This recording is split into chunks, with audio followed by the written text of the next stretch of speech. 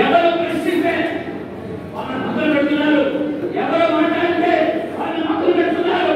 ఇలా అసలు కాదు, మీరు మాట్లాడారు అసలు గారు దయచేసి కాన్ఫరెన్స్ మీటింగ్ కాదు, మీరు మాట్లాడారు. ఎవరికైనా ఇన్ఫర్మేషన్ లేకపోయినా, ఎవరికైనా తెలియకపోయినా అంటే అది అన్ఎక్స్పెక్టెడ్ గా జరిగితే తప్పే అంటారు. చేయాలని చేసే తప్పే, అది ఏమంటారో మీరు ఆలోచించండి.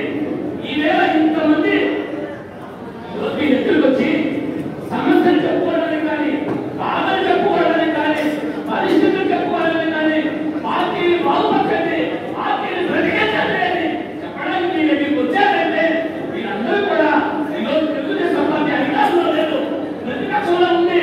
రేపు రాష్ట్ర ముఖ్యమంత్రి చంద్రబాబు నాయుడు కావాలి. అలా అయితేనే ఈ రాష్ట్ర భవిష్యత్తు బాగుంటుందని చెప్పి తెలుగుదేశం పార్టీ గడగడని జనవాదుగా ఆ పార్టీని